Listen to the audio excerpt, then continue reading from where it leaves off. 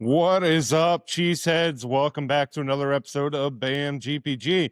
So it is Friday, so that means Yeah. it is time for the final injury report. You know, the biggest end of week comments from Matt LaFleur and Jeff Hafley, and one last look at Sunday's matchup against the New York Giants. Let's get into it here, Bryson. We'll start off with the final injury report of the week. The Packers, they're coming into the weekend relatively healthy compared to their opponent, the New York Giants, but there's still a few things to watch here, Bryson, right? Cornerback Nate Hobbs, we know he is going to be ruled out for this game. Uh, questionable is going to be wide receiver Matthew Golden with a shoulder. He's been limited participation most of the week. I think he'll be in, though. I hope so. It'd be nice to see him get going, get back out on the field again. Defensive lineman, defensive end, Lucas Van Ness with the foot. He is also questionable. He did return to practice late this week on a very limited participation, but LaFleur said it'll depend how he feels. So it's really trending towards a game time decision for Lucas Van Ness. And questionable is wide receiver Savion Williams with the foot. He's been limited all week as well.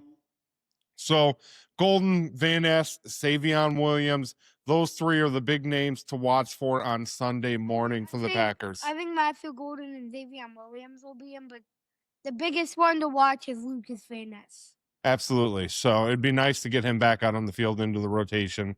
And again, I know when he does get out there, it is going to be on a pitch count because he has been out for 4 games. So getting him kind of that game rep back in there again, it would be a great way to do it against the Giants. So for the Giants, this list is ugly, right? So starting quarterback Jackson Dart is out in concussion protocol, wide receiver Darius Slayton, offensive lineman Kayvon Troubadour, linebacker Chauncey Golston, and offensive lineman Evan Neal are all out for this game. And I know he's not on here, but Cam Scudaboo.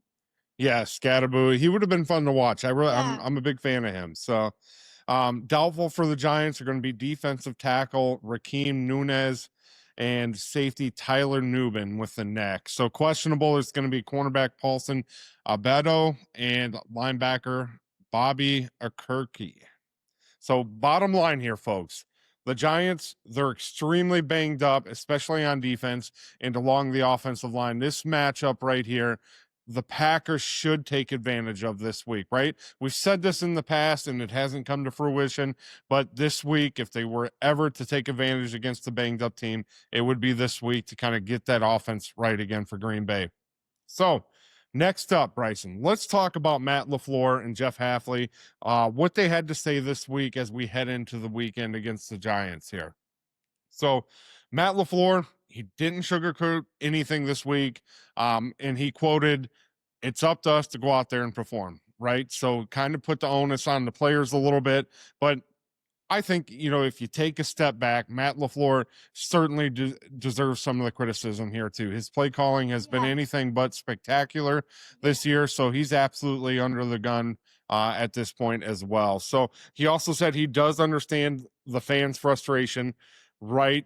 And he also added to that, the bottom line is on Sunday, we have to go out there and perform better, right? So he didn't give you a whole lot of meat to work with there. He certainly has to be seeing the headlines, the fans' frustration towards him and his play calling. And this week he did, you know, make mention that he has no intention of giving up the play calling. So whatever happens from here on out truly is on Matt LaFleur here.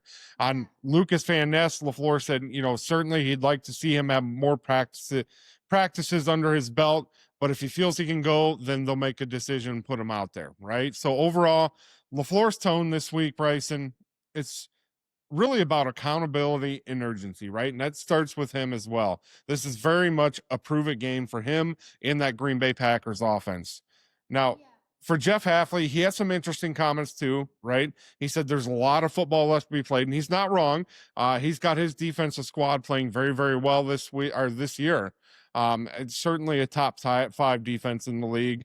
He also came out, strongly in support of Matt LaFleur, like he should, right?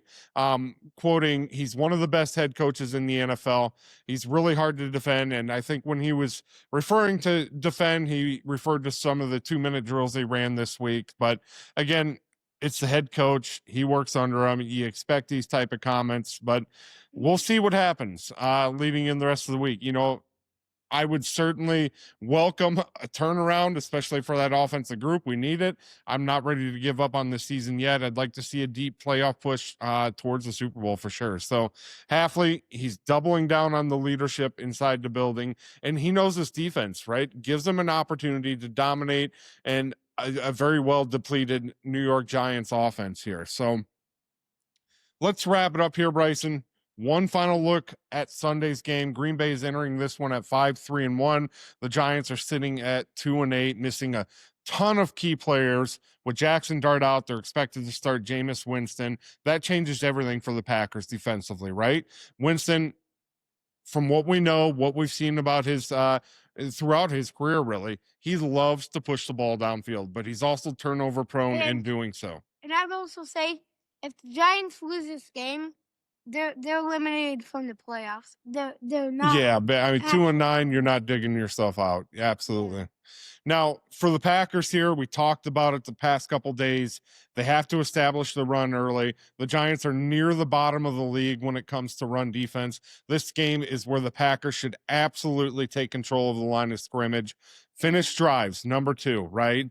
The Packers have had a chance the last couple weeks, but really haven't cashed in, especially in the red zone there. With the Giants defense being depleted, settling for field goals cannot happen this week, right? And number 3, just let the defense take over again, right? With the Giants missing their starting quarterback, their right tackle, multiple defensive players and potentially more, this game should be one that the Packers defense controls the tempo from start to finish, pressure Winston, force mistakes, and get off the field early, right?